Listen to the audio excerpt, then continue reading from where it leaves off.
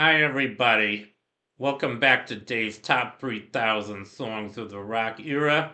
Today I'm up to song number 2139, and that one is Morning Girl by the Neon Philharmonic. This one came out in 1969.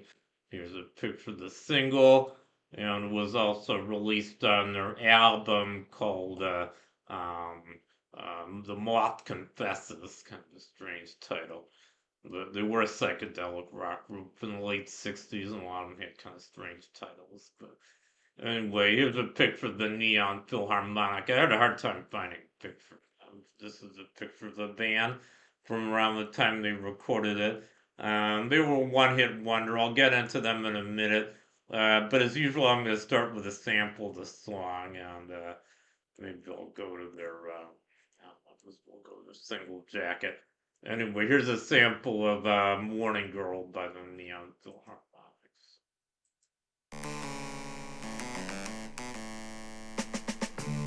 Morning girl, how'd you sleep last night? You're several ages older now. Your eyes have started showing how the little girl's growing now. Morning girl, was that you last night? Crying on the radio, begging for a way to go back where love wasn't jumbled so. Oh no, things are different now than they were before. You know love is more than kisses, a whole lot more. Okay, that's a minute or so of Morning Girl by the Neon Philharmonic. It's almost half the song, actually. The song's only 2 minutes 17 seconds long.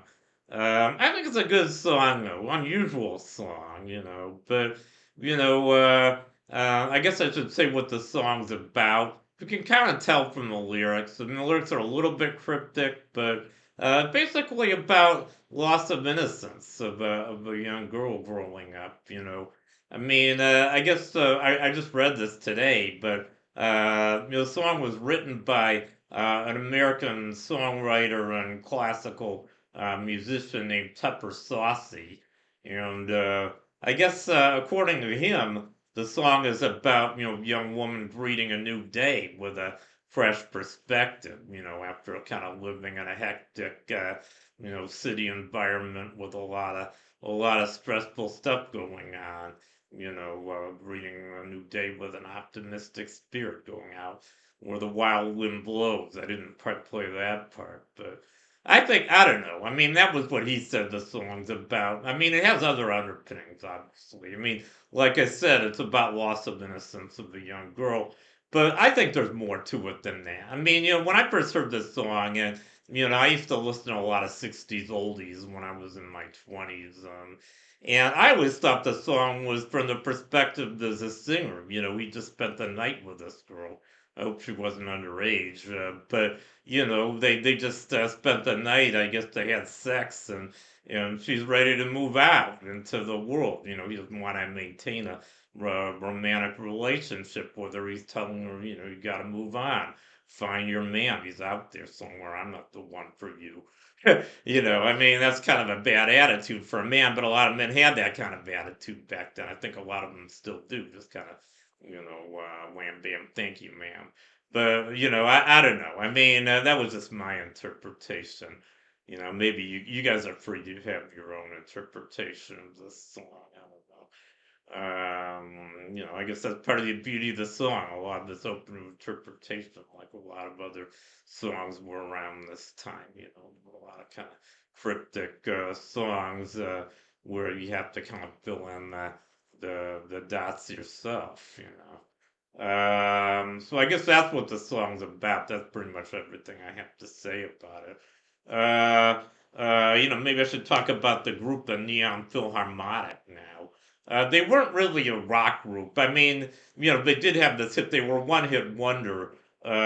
but they were more of a studio project. I mean, there were some groups like this that were kind of session musicians or studio musicians. These guys, I don't think they ever toured, despite the cover slide I showed you of the big concert hall. I mean, they did have the Nashville Symphony Orchestra accompanying them on this song. So I guess that's the one thing that's not so unrealistic about the cover slide. Maybe I'll show it to you again. Yeah, by the way, here's the the Nashville Symphony Orchestra. Today, I guess they're a pretty famous orchestra. I've never heard them. I have been to Nashville, but I never heard their orchestra. I was only there once.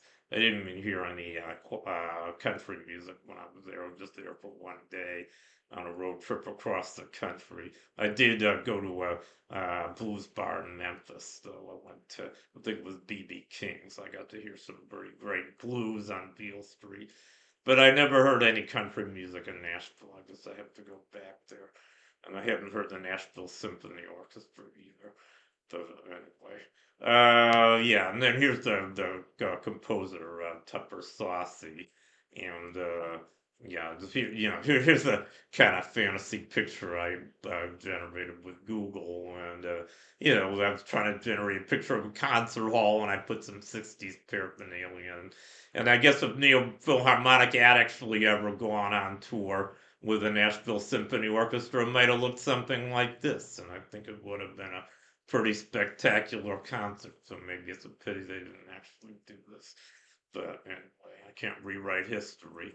But anyway, yeah, I was going to talk about the Neon Philharmonic. Maybe I should go back to their picture. Um, they were a one hit wonder. Like I said, I think of a one hit wonder. There's different definitions of a one hit wonder, but I think of a one hit wonder as a group or act that had a single top 40 hit. And these guys, their only top 40 hit was their first hit, which came out in 1969. This one, Morning Girl, which went to number 17.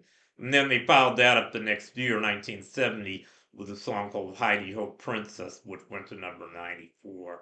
Just barely made the Billboard Hot 100. And I've never heard that one. So, great song, but, I guess kind of a short-lived band, unfortunately. But anyway, I guess that completes my feature on Morning Girl by the Neon Philharmonic. So, thank you for watching. You guys rock, and I'll see you next time.